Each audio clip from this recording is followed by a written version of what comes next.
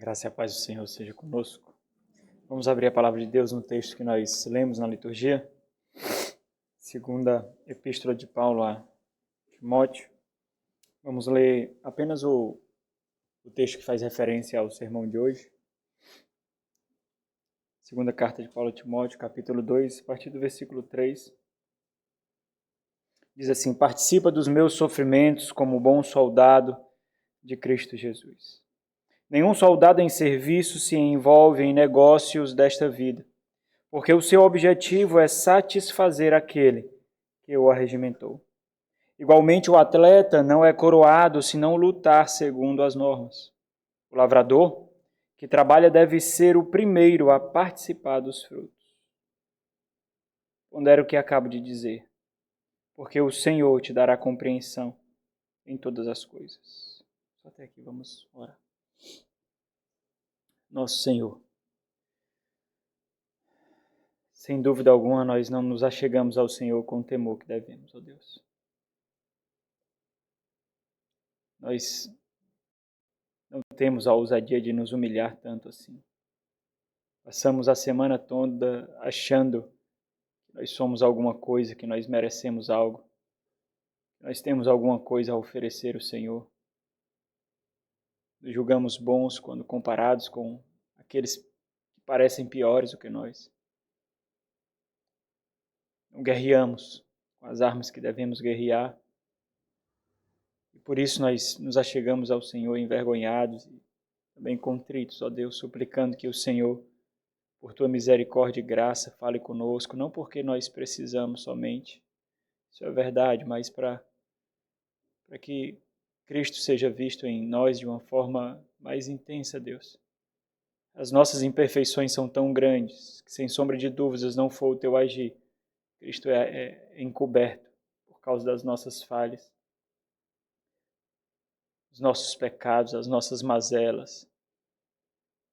Ó Deus, nós poderíamos ficar tanto tempo orando dessa mesma forma agora, olhando para os trapos que ainda residem em nós e aqueles que nós lutamos para que não sejam arrancados de nós. De tal forma que a palavra perseverança parece muito distante de nossas vidas. Nós achamos que perseverar é viver em conforto e em paz, colhendo a abundância daquilo que esse mundo tem para oferecer para pessoas mortas, como se mortas nós fôssemos, ó Deus. Mas nós julgamos que nascemos de novo, nós professamos a fé em Cristo, mas parece que nós não lutamos tanto quanto deveríamos, ó Deus. Será que nós ouviremos do Senhor que nós somos um bom soldado de Cristo, ó Deus? Será que nós somos, Senhor? Ó Deus, fala conosco, por favor. Que não seja um homem a pregar, mas a tua voz a ser ouvida aqui essa noite, constrangendo corações, humilhando arrogantes e orgulhosos, levando mortos à vida. Enquanto isso, Deus, o Senhor faz as tuas maravilhas que nós não conseguimos fazer. Dá vida a mortos, ó Deus. Restaura famílias, relacionamentos. Desce com os céus para essa terra. Nos faz encontrarmos com o Senhor, meu Pai. Em nome de Jesus. Amém.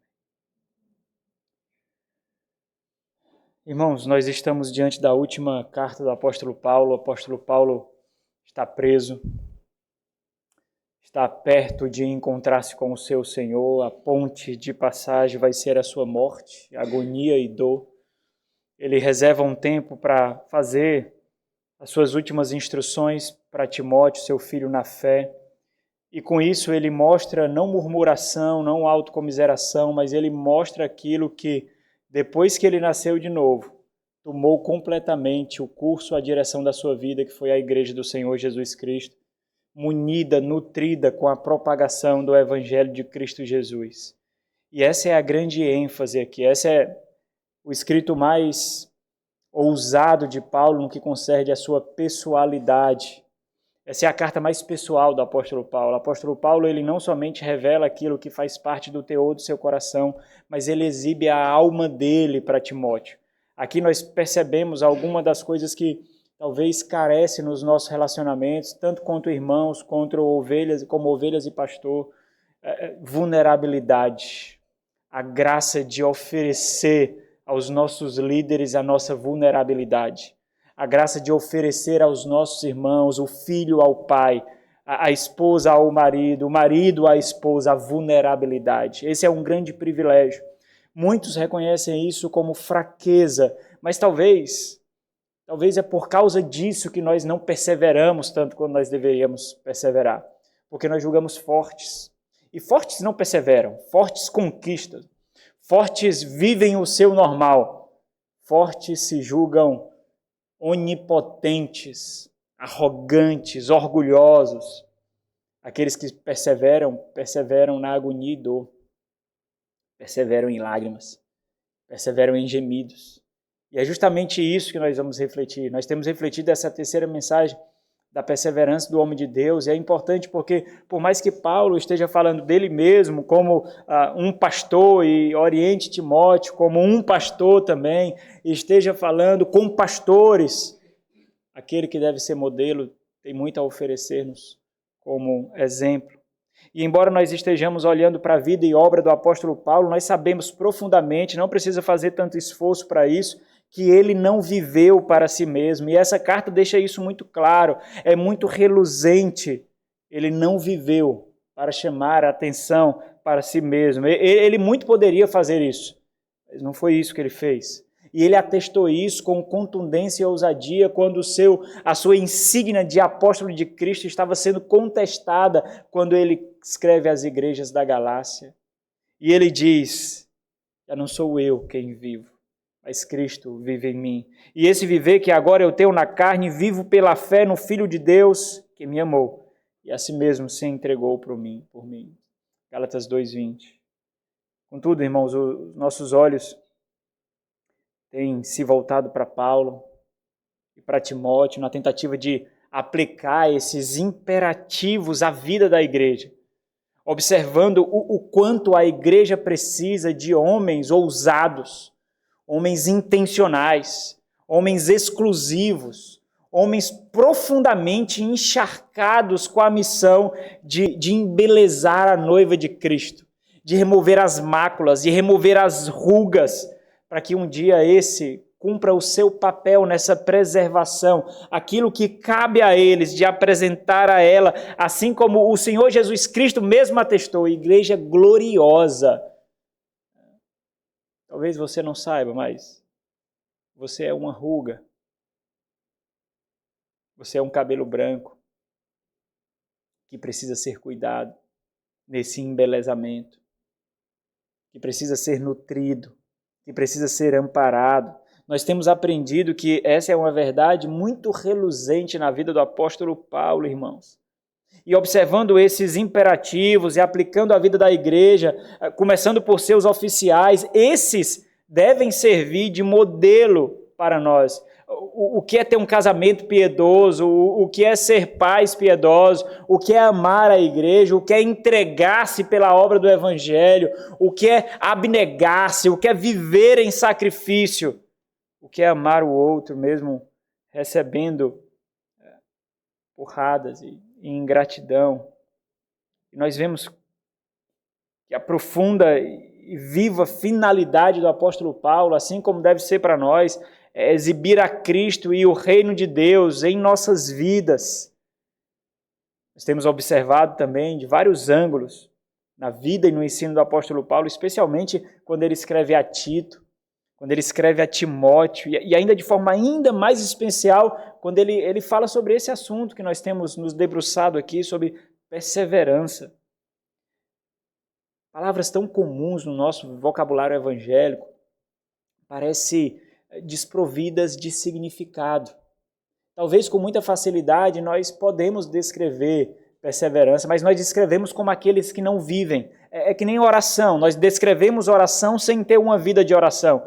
Nós falamos do poder da oração sem orar. Nós falamos da eficácia da oração sem gastarmos os nossos joelhos, sem molhar os nossos rostos, sem encharcar os nossos olhos, sem gemidos diante do trono da graça de Cristo Jesus, mas nós falamos disso de forma muito contundente.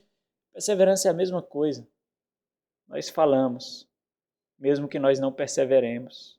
Porque no final das contas, nós queremos conforto, descanso, paz, nós não queremos mudança. Nós não queremos sacrifícios. A abnegação parece algo estranho aos cristãos hoje em dia, diante de uma fé tão diluída, diante de uma ousadia tão aguada, diante de características como timidez e covardia que encharcam a igreja do Senhor. Perseverança parece se enquadrar nessa realidade.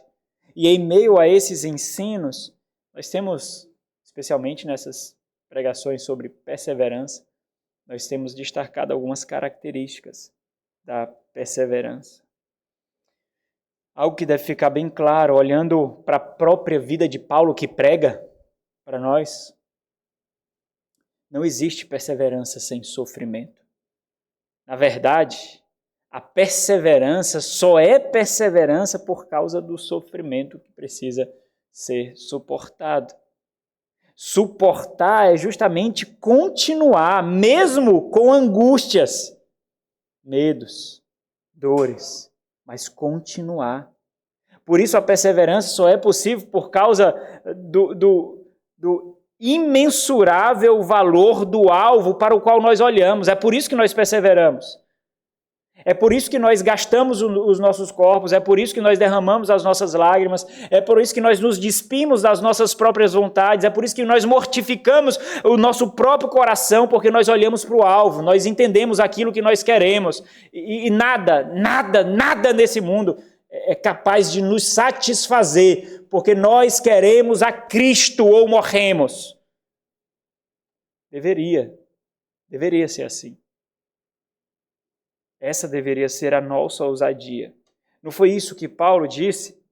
Irmãos, quanto a mim, não julgo havê-lo alcançado, mas uma coisa faço, esquecendo-me das coisas que para trás ficam e avançando para as que diante de mim estão, prossigo para o alvo. Talvez o grande problema é que as coisas nas nossas vidas não ficaram para trás. Quantas coisas nas nossas vidas deveriam ter ficado para trás? E nós simplesmente não as deixamos. Nós julgamos que nascemos de novo, nós fazemos a nossa profissão de fé, nós testemunhamos no batismo diante da igreja, nós fazemos aquilo que celebraremos aqui hoje à noite. Na verdade, essa mesa é a mesa dos perseverantes. A mesa do Senhor é a mesa dos perseverantes, é aqueles que perseveram para a unidade na igreja, para o avanço do evangelho, para a edificação da igreja. Por isso que somente esses têm acesso a essa mesa.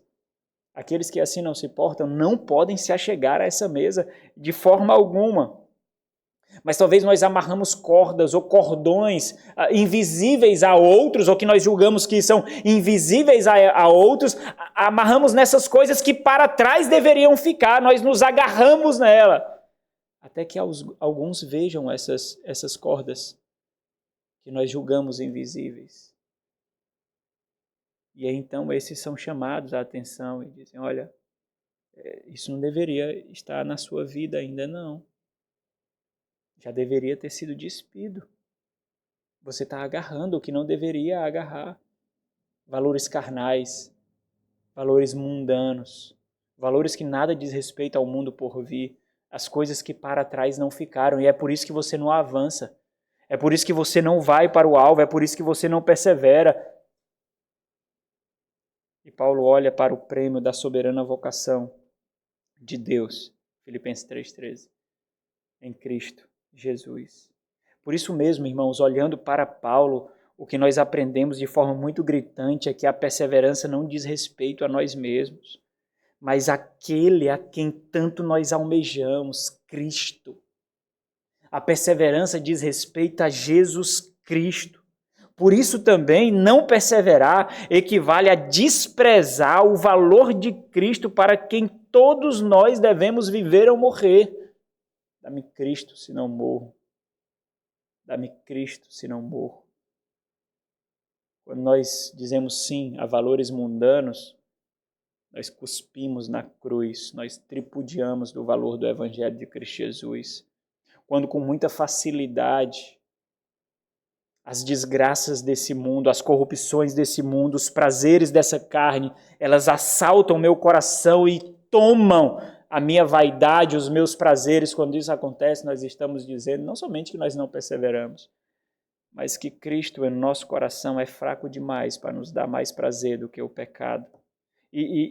Esse é o fundamento de toda a indignação de Paulo a respeito daqueles que o abandonaram, porque no final das contas não estava abandonando Paulo, estava abandonando a igreja do Senhor, estava abandonando a Cristo. E quando nós observamos por esse prisma, nós compreendemos por que a perseverança marca a peregrinação do povo de Deus nessa presente era.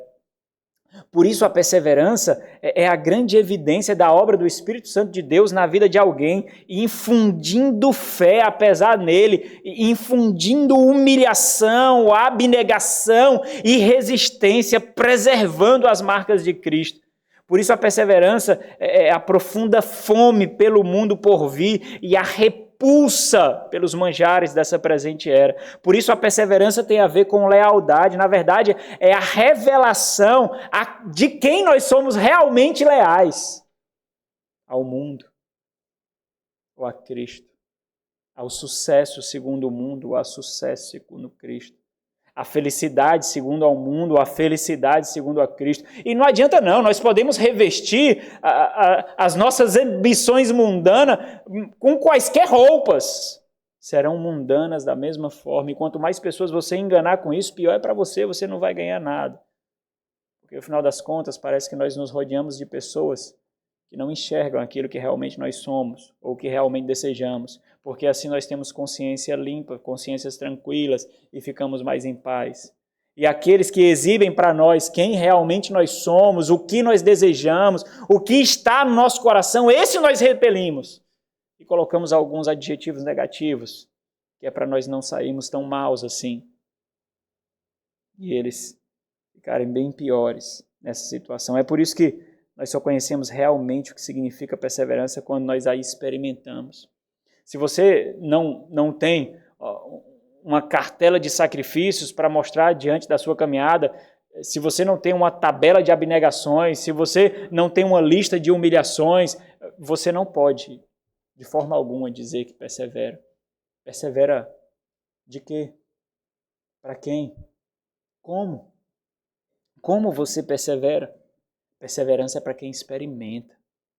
Realmente, quem experimenta a perseverança sabe o que é perseverança. Quando nós lutamos para que a nossa vida seja marcada por ela, pela lapidação, pelas renúncias, para a exibição da luz no mundo de trevas, nós podemos ver isso através da vida e dos ensinos do apóstolo Paulo, especialmente nessas instruções aqui a Timóteo. E quando isso acontece, irmãos, essa é a pregação da vida de Paulo. Então nós aprendemos que, no final das contas, não tem a ver com resistir a Satanás.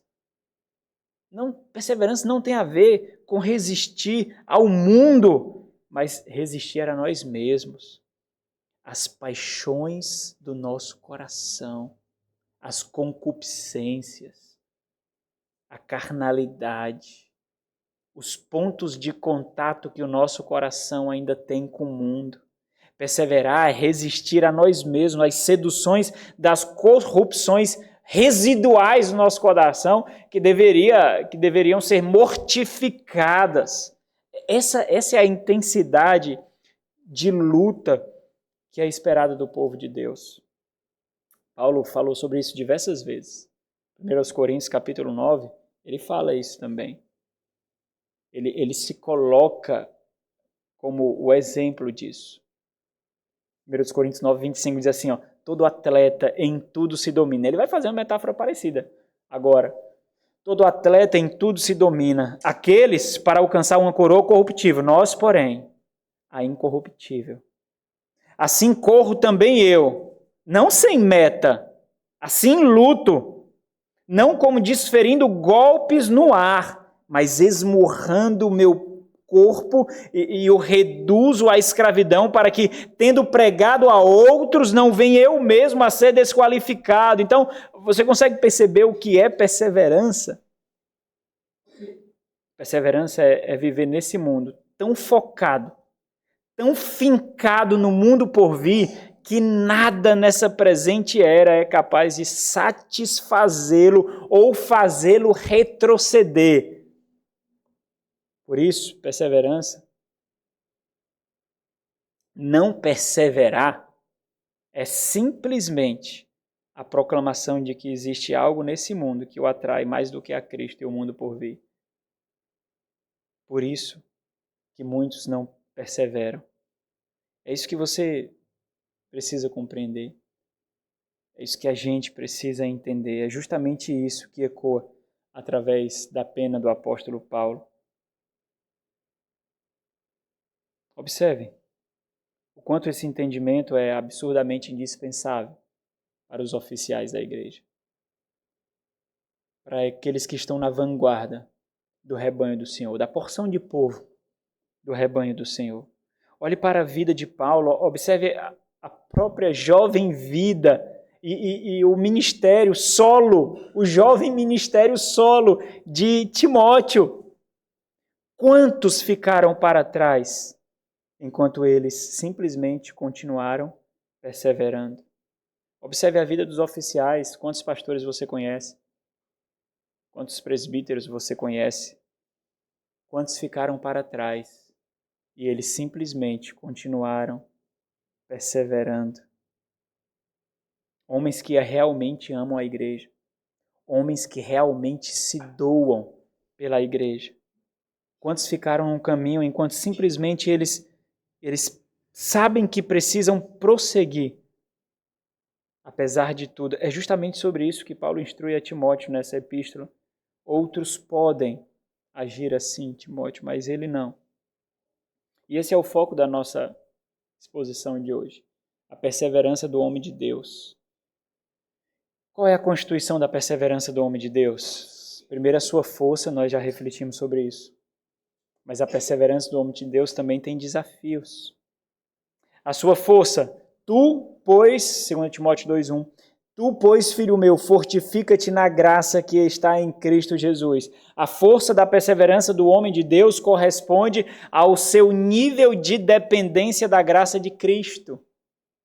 Ou seja, a força de sua perseverança é simplesmente se entregar ao fato de que ele não tem forças em si mesmo para perseverar. Mas também a perseverança, obviamente, ela contém os seus desafios. E Paulo, ele menciona pelo menos 3 desafios aqui. Promover a propagação do evangelho, versículo 2. Suportar o sofrimento por causa do evangelho, nós começaremos hoje a refletir sobre esse tópico, não concluiremos, versículo 3 a 6. E considerar o custo do ministério, versículos 7 e 8. No sermão passado, nós refletimos sobre o primeiro desafio, promover a propagação do evangelho. Diz assim o texto: e o que de minha parte ouvistes através de muitas testemunhas, isso mesmo transmite a homens fiéis e também idôneos para instruir a outros. E o desafio consiste justamente em batalhar para forjar homens para o ministério do evangelho de Cristo Jesus. O árduo labor para que isso aconteça. Daí então a necessidade de perseverar, porque os trabalhadores são poucos. Existem muitos dispostos a estudar teologia. Existem muitos dispostos a criar um canal no YouTube sobre teologia, a criar um perfil sobre teologia, a revestir a teologia de forma glamurosa, ostentosa, mas a viver a teologia na vida da igreja em silêncio e anonimato, isso poucos. Porque os seus sofrimentos não serão colocados em pedestais. Não terão holofotes apontando os seus sacrifícios, as suas humilhações, as suas feridas, as suas renúncias. Ninguém verá. Quem baterá palma? Esses são poucos. Por isso a necessidade de perseverança é justamente a facilidade com que muitos simplesmente abandonam a obra. Muitos simplesmente rejeitam a missão, irmãos. Muitos simplesmente dizem não, como se estivesse fazendo a escolha de um item no supermercado. Paulo cita alguns aqui, não é? Fígelo, Hermógenes, Demas, Alexandre. E é interessante porque isso não significa, e é bom prestar atenção nisso, porque isso não significa que faltem homens comprometidos e de caráter com a igreja. A igreja tem homens de caráter, a igreja tem homens comprometidos com ela. Ora, uma andorinha só não faz verão, não é assim? Um homem apenas, 2 homens apenas não conseguiriam, mesmo na liderança da igreja, conduzir a igreja. Existem homens de caráter na igreja, existem homens comprometidos na igreja. Agora observa a especificidade com que Paulo esboça aqui a necessidade de homens destacados como homens de Deus aqui. As próprias ordens de Paulo, assim como essas especificidades que ele exige, denuncia a própria escassez dessa estrutura.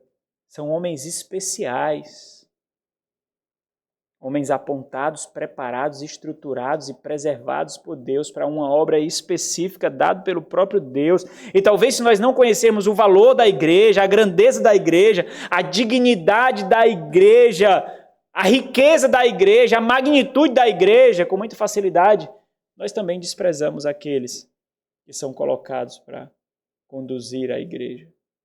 Se nós vemos aquilo que eles conduzem como algo sem valor, é óbvio que também eles serão sem valor. Então existe uma relação intrínseca aí entre a igreja e aqueles que lideram a igreja. Observe que a necessidade de perseverança, destacada por Paulo, se dá também pelo nível de resistência e desistência que ele se deparará. Foi o que ele mostrou aqui. Mas o ponto de Paulo, irmãos, é que a igreja do Senhor, nessa necessidade de promover a propagação do evangelho, que é o primeiro desafio de um oficial, fazer obreiros, formar obreiros, evangelistas, pregadores, mestres. O ponto de Paulo é que a igreja do Senhor não deve ficar dependente de um único homem. A igreja do Senhor não deve acabar quando esse homem se acaba. Assim como Paulo perseverou em fazer, formando obreiros, mesmo tendo uma lista grande de desistentes, desleais, assim Timóteo deve fazer também, batalhar para a propagação do evangelho, por mais que ele não possa garantir isso. Eu conheço tantos homens que tentaram fazer isso, irmãos. Uma vez eu ouvi um relato de um pastor que há 30 anos tentava formar líderes, mas sem sucesso. Há 30 anos estava no ministério tentando formar líderes. Pessoas que amem a palavra fora do comum, ao ponto de dizer não às suas necessidades, ao ponto de dizer não aos seus anseios, aos seus desejos, ao ponto de haver uma metamorfose entre a vontade desse homem e a missão que ele tem, e a vontade de Deus, de tal forma que ele se realize tão somente na vontade de Deus. Não na casa que tem, não nos bens que tem, não nas viagens que faz, não em suas posses ou no seu salário, mas simplesmente em dormir à noite, tranquilo, por saber que naquele dia ele fez a vontade de Cristo de uma forma especial. Saber que é um privilégio ser vocacionado pelo Senhor da igreja. Esses são difíceis. Esses são muito difíceis. A busca pelo ministério bivocacionado está aí para demonstrar isso. Pastores que não se dedicam exclusivamente à igreja, como se a igreja fosse uma pequena reunião que carecesse tão somente do esboço de algumas palavras que são construídas no caminho da sua casa em direção à igreja.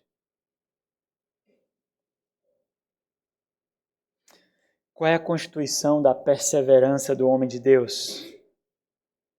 Seus desafios, quais são? Promover a propagação do Evangelho. E o segundo desafio, nós vamos começar hoje, mas nós não vamos concluir. Eu fiquei tentado a concluí-lo, mas eu acho que a gente não ia cavar tanto, não ia tirar tanto proveito. Então nós veremos só a introdução de Paulo, o versículo 4, e a primeira metáfora que ele dá, que é a de um soldado, né? Diz assim: participa dos meus sofrimentos como bom soldado de Cristo Jesus. E aí a primeira metáfora para dizer o que isso significa.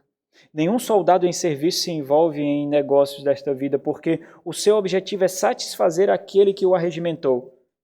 Segunda metáfora, igualmente, o atleta não é coroado se não lutar segundo as normas. Terceira metáfora, do lavrador, do agricultor.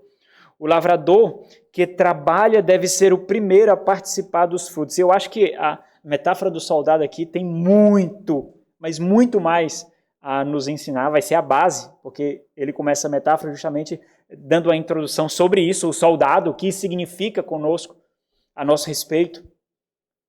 Observe a construção do argumento de Paulo aqui para que Timóteo se entregue completamente à perseverança. Ele está argumentando algo, tem uma linha de raciocínio aqui. Primeiro, versículo 1, Timóteo deve ser tomado pelo poder da graça que está em Cristo Jesus.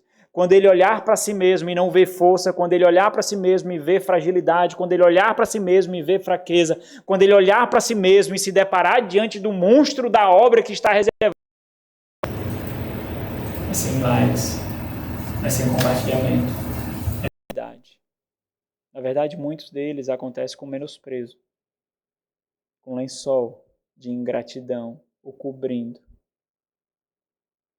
Ele precisa suportar o sofrimento pela fidelidade ao Evangelho de Cristo. E Paulo utiliza, como eu falei, 3 metáforas para exemplificar os vários aspectos, as várias nuances desse sofrimento, dessa disposição daqueles que estão no ministério.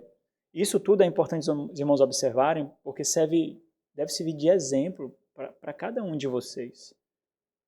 O fato de algo ser enxergado com tanto valor, ao ponto de alguém se despir intensamente de qualquer realização que esse mundo posta na primeira página dos jornais ou dos websites, de que são profissões gloriosas, de que são pessoas de sucesso, de que são pessoas que saíram do anonimato e foram à grandeza.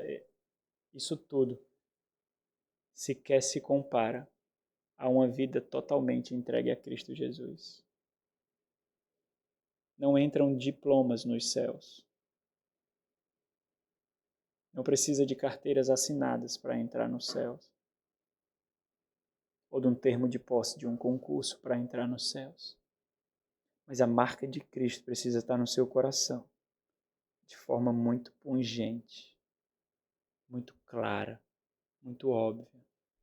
Mas nós somos muito levados a perseverar para o sucesso profissional, para o sucesso acadêmico, para o sucesso social. E Cristo se torna um mero adereço na vida do seu filho, não é assim? Na vida da sua família. Ou você, como pai, você sonha contundentemente que o seu filho não tenha nada, mas seja um ministro de Cristo.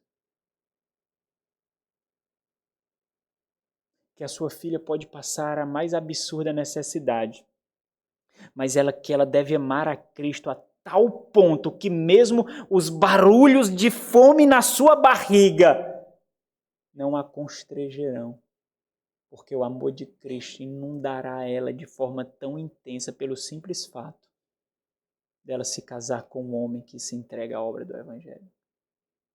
Quem é o pai que sonha isso? Sonha nada. Você quer doutores e doutoras, juízes, concursados, casas grandes, carros glamurosos. Talvez você julga que você vai morrer em paz quando o seu filho estiver casado, com a casa própria, com concurso garantido e com a conta financeira gorda. Talvez esse, para muitos, é o melhor travesseiro. Não. Deixa eu dizer uma coisa para você, talvez você não saiba, mas as mãos de Satanás às vezes são macias. Macias. Não existe marqueteiro melhor do que Satanás.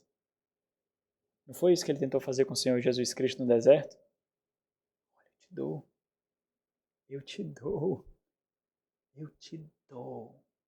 É teu. O que queres? E observe o que Satanás fez. Satanás olhou as fragilidades de Jesus, as necessidades de Jesus ali e ofereceu justamente aquilo. Qual é o melhor travesseiro para você dormir quando você pensa sobre a criação dos seus filhos?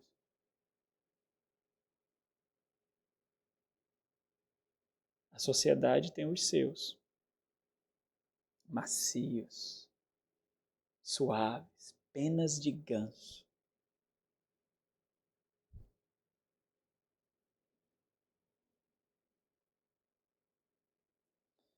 Ponto de Paulo aqui, toda a argumentação de Paulo gira em torno dessa sentença aqui. Participa dos meus sofrimentos.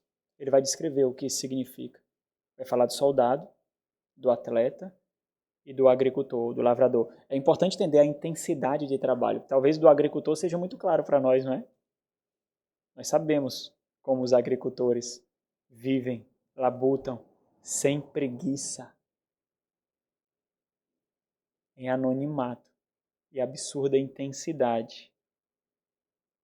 Quando Paulo diz assim, participa dos meus sofrimentos, literalmente ele está dizendo assim, compartilha comigo dos sofrimentos. A ideia é de que os sofrimentos pela causa do Evangelho, e é interessante porque nós não vemos o pronome aqui na língua original, mas o próprio Paulo, na tradução, nós observamos esse pronome porque Paulo, de fato, se apropria desse sofrimento. Existe um sofrimento inerente ao avanço do Evangelho, inerente à preservação do Evangelho, inerente à lealdade ao Evangelho, que Paulo se apropria para si. Esse sofrimento, por causa da integridade do Evangelho, é meu, participa comigo. Ele sabe que naquele momento ele está desfrutando da antessala da morte, da prisão, por causa do Evangelho, não é das suas vontades. Nós podemos aplicar isso de tantas e tantas formas. Nós temos várias enfermidades que atestam que nós somos bons trabalhadores. Nós temos várias enfermidades que atestam que nós somos bons estudantes. Nós temos várias enfermidades que atestam que nós somos bons atletas. Mas quantas atestam que nós somos fiéis a Cristo? Quantas atestam que nós somos bons maridos, boas esposas, bons filhos, bons pais, bons provedores? Esposas fiéis, leais e submissas. Quantas? Então o ponto de Paulo é justamente esse. Olha, existe um sofrimento inerente nesse mundo que repulsa o Evangelho para que ele se mantenha íntegro. Esse sofrimento é meu. É do Evangelho, mas é meu. Então participa, compartilha comigo. É como se fosse pesado demais. Ele está ali agora desfrutando justamente das consequências disso. E não tem autocomiseração, não. Ou seja, Timóteo deveria se submeter por sua própria disposição ao sofrimento pela causa do Evangelho como uma disposição intencional, final, resoluta e sem retorno. Porque ele acabou de falar sobre alguns que retornaram. Alguns que apostataram. Ele acabou de descrever uns. Quanto tempo Paulo dedicou a esses? Quanto tempo? Quanto tempo Paulo nutriu esses de uma forma especial que não nutriu outros? Esse é o privilégio daqueles que estão sendo preparados pelos instrumentos do Senhor para serem instrumentos do Senhor.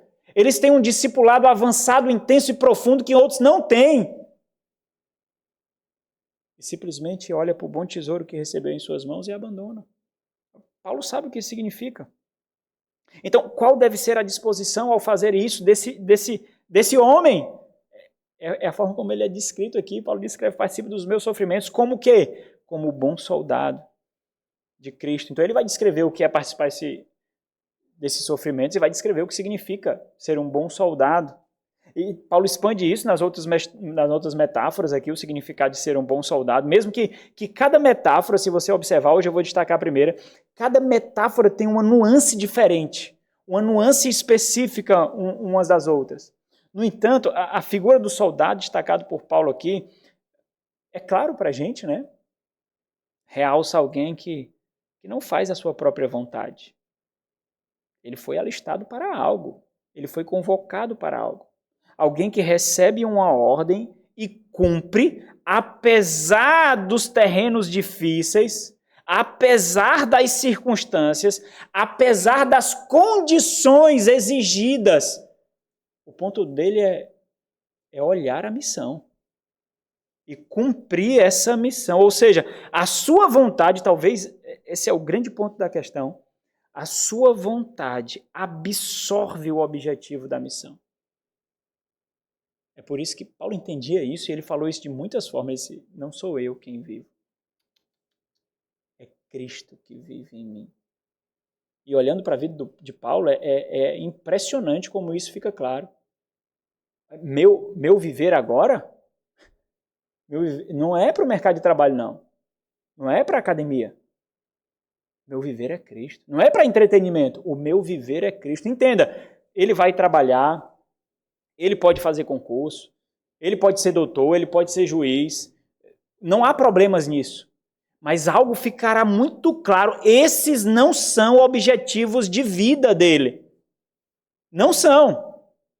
O seu objetivo é exaltar a Cristo, identificando a esfera que o Senhor o colocou para isso. Então ele olhará para o emprego, não com as facilidades que o emprego tem, mas como uma resposta à sua vocação. Eu fui chamado para isso. Eu fui chamado para isso. Não olhará os privilégios, sabe? Mas porque ele foi chamado para isso, porque ela foi comissionada para isso. E ela sabe que precisa agradar a Deus, ele sabe que precisa agradar a Deus com a sua vida. Então a primeira metáfora, observa, Paulo desenvolve o que significa, o que quer dizer ser um bom soldado de Cristo, e o que quer dizer especialmente participar, compartilhar desses seus sofrimentos. Versículo 4, nenhum soldado em serviço se envolve em negócios desta vida, porque o seu objetivo é satisfazer aquele que o arregimentou. Observa, nenhum soldado é aquilo que ele é, não tem um nome aqui, é aquilo que o identifica, ou seja, aquilo que ele faz é a descrição daquilo que ele é. Nenhum soldado em serviço, ou seja, ninguém servindo às Forças Armadas, ninguém que está alistado, ninguém em missão, é o que ele quer dizer.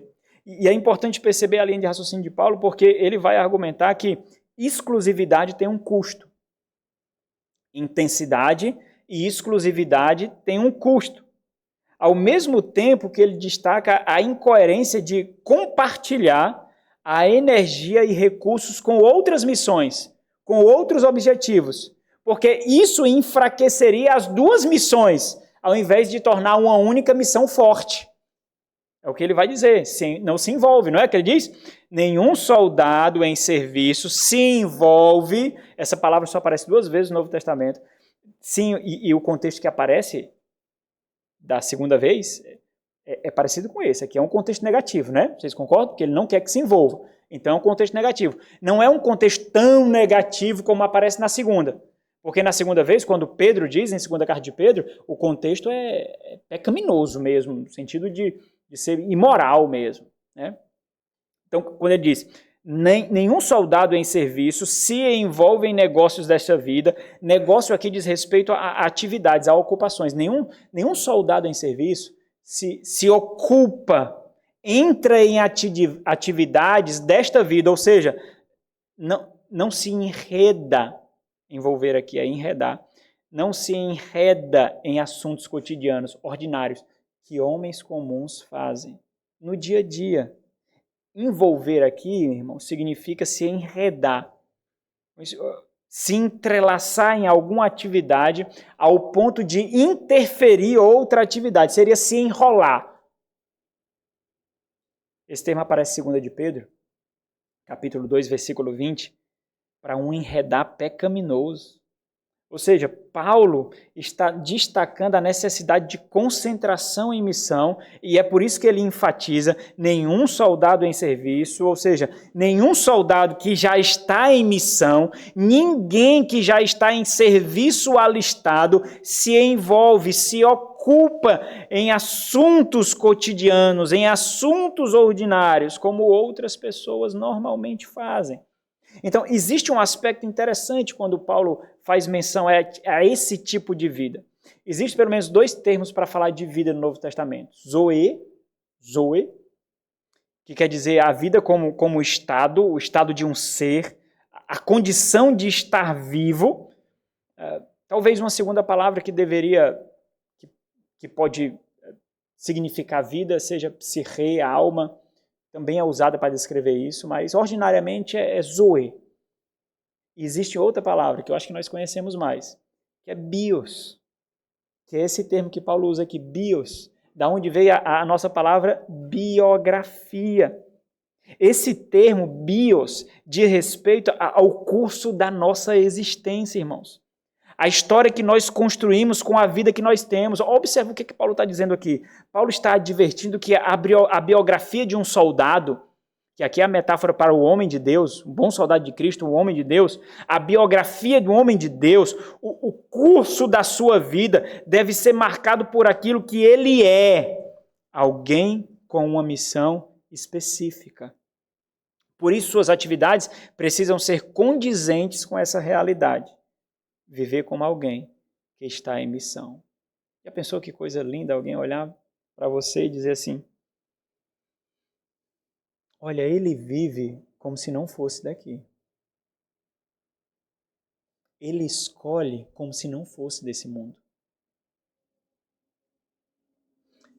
Ela se porta como alguém que não habitasse nessa presente era. Já pensou isso? As suas escolhas descrevem outro mundo. Os seus anseios revelam outro mundo. Os seus sonhos revelam outro mundo. Os seus valores revelam outra realidade. Sabe quando você não é enredado com facilidade? Quando alguém tenta dar atrativos para você, tentando conquistar o seu coração? Isso acontece demais naquelas chamadas, né, nas redes sociais. Acontece demais, demais, demais.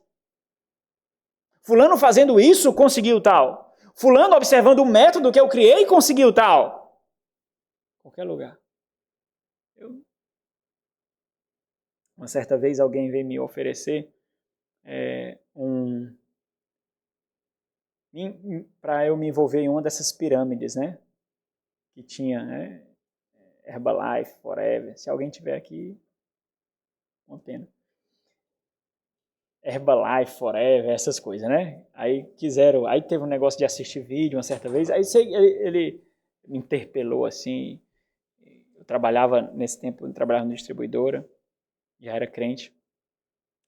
E aí ele veio me oferecendo, e ele já vem destacando aquilo que todos nós, como caídos e amantes desse mundo, antes de Cristo nos salvar, nós somos, né? Já começou destacando o que ele ganhou e na brevidade de tempo. Em 2 meses eu já comprei um Corolla. 2 meses. E já faz 6 meses eu já estou comprando o meu primeiro apartamento. E começou, né? Dando pouco tempo para muita conquista. É assim, né? Pouco tempo para muita conquista, né? E nesse tempo eu acho que eu tinha um Celta, né? E aí ele falou, e ele falando, eu falando, e ele falando e eu ouvindo, eu disse, não, eu não quero não, cara. Eu não consigo pagar nem IPVA de um Corolla, meu irmão. Eu vou querer um Corolla para quê? Quero não. Quanto é um IPTU de um apartamento desse que está comprando? Não, eu estou satisfeito demais com o que eu tenho. Eu não anseio por isso. Isso é algo que eu não anseio. Então, para mim está tranquilo demais. Tá bom, o meu carrinho está ali, ó, parado, me leva, me traz para onde eu quero. Está tranquilo. Agora, observa que é justamente esse tipo de discurso que atrai. Observa as igrejas neopentecostais, como é que conquistam seus adeptos.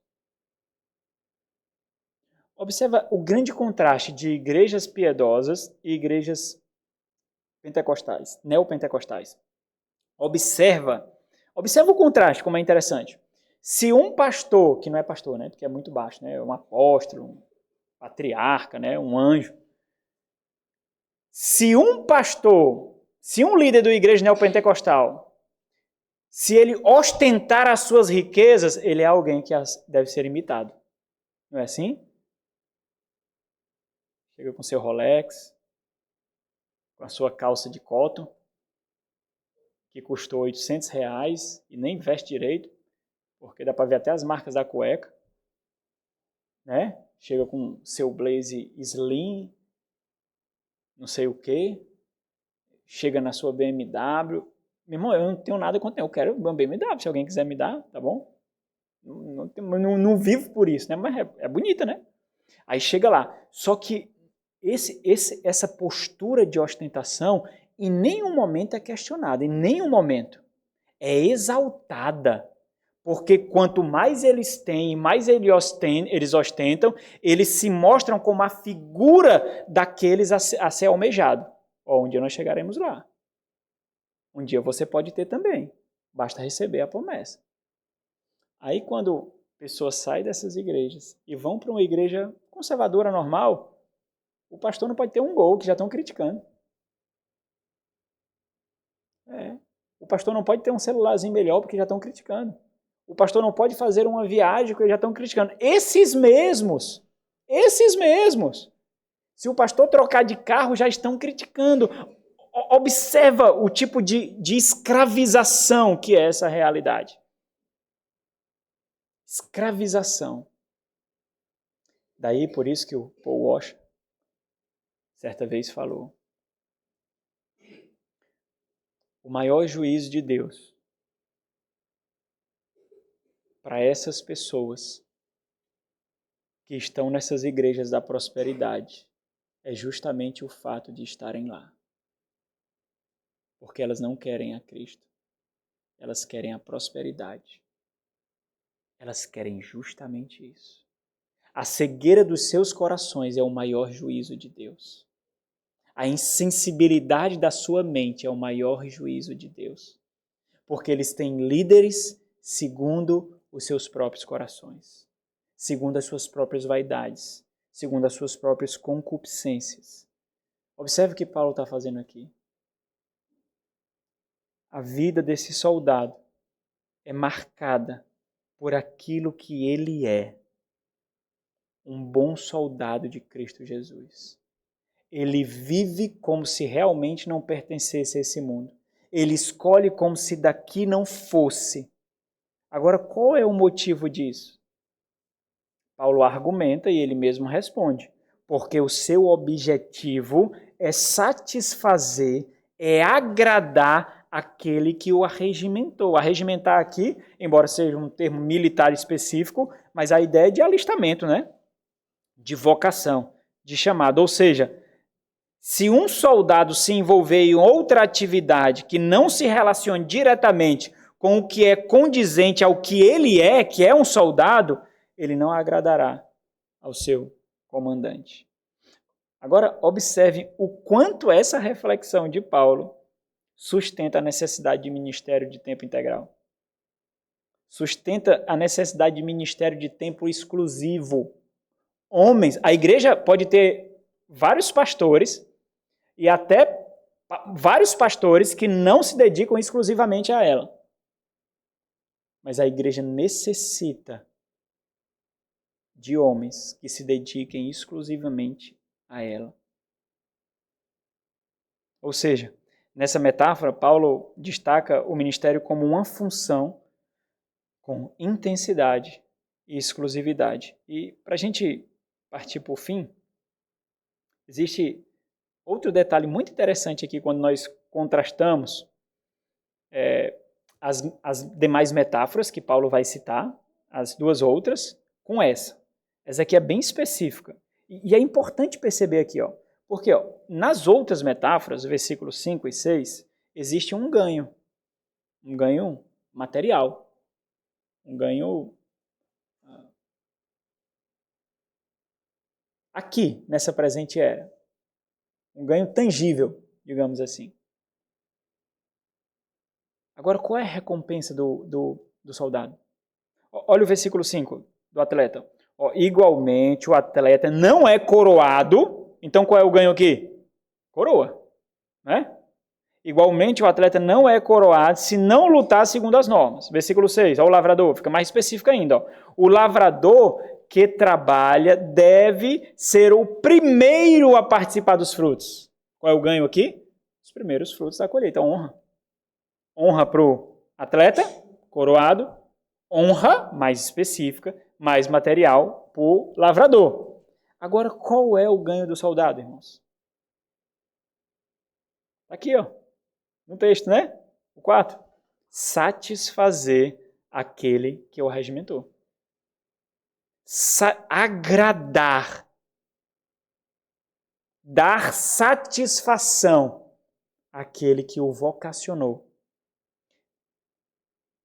Nas demais metáforas, o apóstolo Paulo, ele aponta o zelo que nós devemos dedicar a homens assim. O cuidado, a honra. Mas, primeiramente, Paulo aponta aquilo que esse homem deve objetivar. Qual deve ser o objetivo da sua vida, o objetivo da sua missão? Satisfazer aquele que o chamou.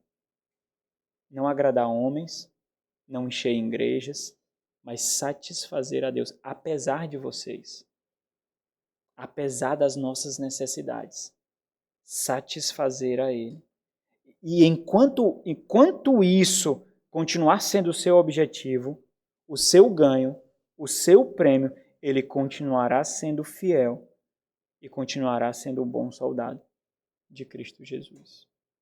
Então, para a gente concluir, deixa eu encerrar os 3 pontos que nós vimos até hoje, né, em 3 sentenças mais elaboradas. Né? Qual é a constituição da perseverança do homem de Deus? A sua força. A força da perseverança do homem de Deus consiste em sua total dependência da graça que está em Cristo Jesus em relação aos seus desafios. Um dos seus maiores desafios em sua perseverança é garantir a propagação do Evangelho de Cristo na capacitação de obreiros fiéis, e fazendo referência ao que nós estudamos hoje.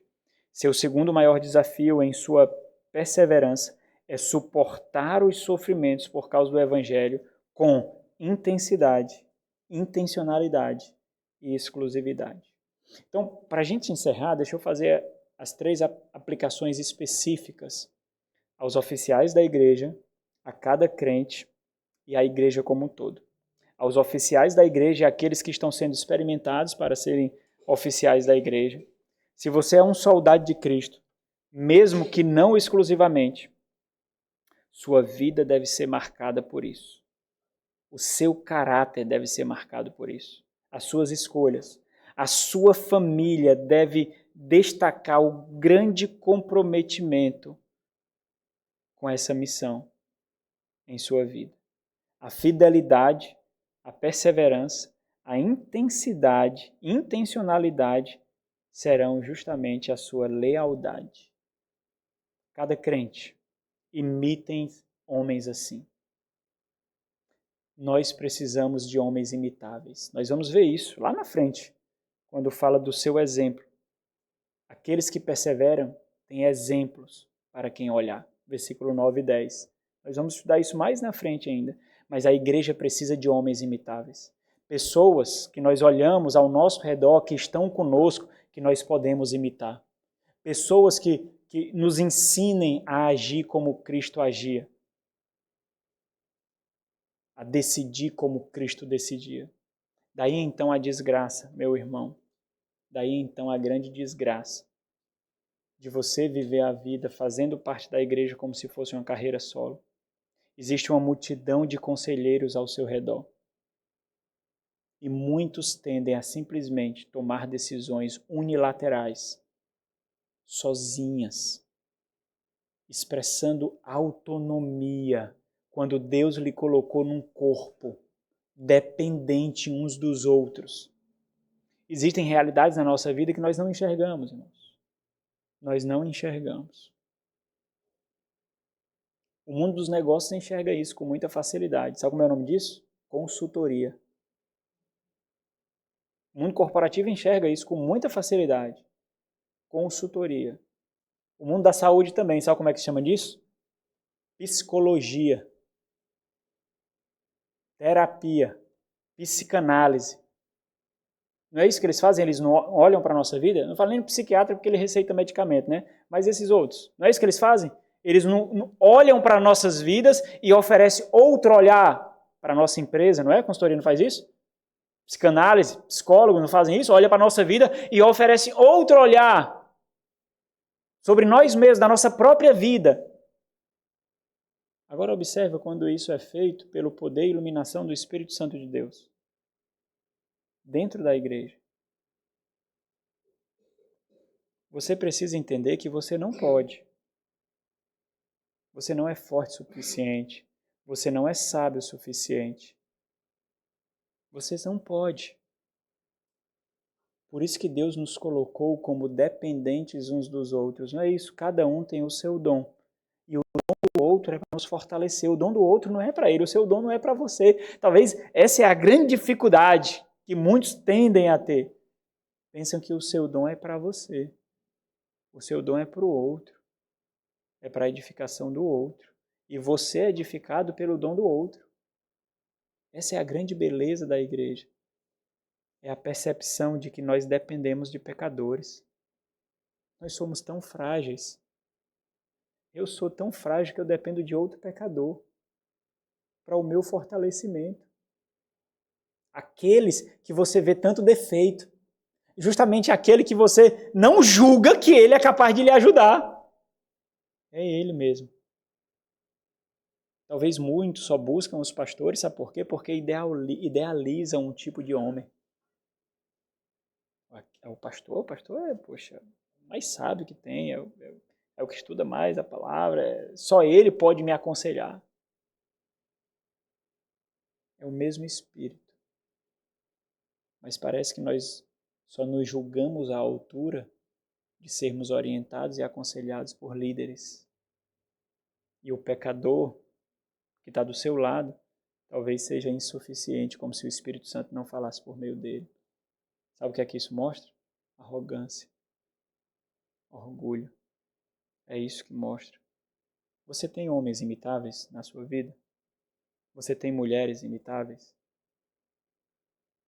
Pessoas que você pode olhar e dizer assim, olha, sou muito grato a Deus por ter pessoas que me amam assim e tão próximas de mim. Aqueles que você lê em livros, sabe? Aqueles que você escuta em pregações, em ilustrações. Aqueles que você sequer imagina que são reais. Olha, eu tenho homens imitáveis. Eu sei o que era uma mulher piedosa, eu sei o que é uma esposa piedosa, uma mãe piedosa, eu sei. Eu tenho esse privilégio.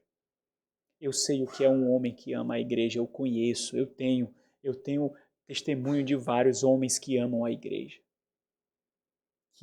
Que é possível ver Cristo neles. Imitem homens assim. Vejam-no como um bom soldado de Cristo, o que vocês também devem ser, um bom soldado de Cristo. Essa missão também é destinada a cada um de vocês, em frontes diferentes, em esferas diferentes, aonde o Senhor colocou vocês. O mesmo objetivo existe, satisfazer aquele que o regimentou, como um bom profissional que você é, como um bom estudante que você é, como uma boa dona de casa que você é, como um bom marido que você é, como um bom filho que você é. E agora para a igreja toda. Numa realidade, irmãos, em que existem muitos soldados, mas ao mesmo tempo com pouquíssima intencionalidade, pouquíssima intensidade e especialmente pouquíssima exclusividade, vocês precisam perceber o privilégio de serem pastoreados por homens, conforme Paulo descreve aqui. Vejam os frutos do que ministérios assim, do que pastoreio assim, descrito por Paulo, causa na vida de vocês. O privilégio de ser alvo dos dons, intenção, intencionalidade, intensidade, exclusividade de homens assim. Vejam como isso atinge a fé de vocês, o fruto, o crescimento de vocês, a família de vocês. Então façam com que essa percepção seja combustível para que vocês perseverem para a igreja, na igreja. Não permitam que a intensidade e a exclusividade do serviço de um bom soldado de Cristo seja retirado de vocês. Preservem isso e louvem a Deus por isso. Vamos orar. Nosso Senhor, que tenha sido o Senhor a falar conosco, meu Deus. Que o Senhor tenha vencido as nossas resistências. Que o Senhor tenha baixado as nossas guardas.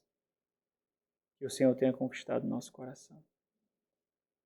Ajuda-nos de fato a, diante das angústias, dificuldades, para manter a fé e a integridade das nossas convicções. Ajuda para que nós possamos perceber que é justamente isso que nós estamos fazendo, perseverando. O Senhor está nos dando a oportunidade de compartilhar dos sofrimentos do Evangelho. O Senhor está nos dando o privilégio de compartilhar das lutas pela fidelidade e integridade do Evangelho que o Senhor colocou no nosso coração. Ajuda-nos, ó Deus, que essa igreja também possa experimentar mais homens assim. Homens que anseiam por dedicação exclusiva à igreja do Senhor. E aqueles, ó Deus, que o Senhor tem levantado para dedicarem-se parcialmente, que o Senhor os abençoe e os nutra de intencionalidade e intensidade, ó Deus, para que a igreja do Senhor seja nutrida, preservada, protegida. Em nome de Jesus.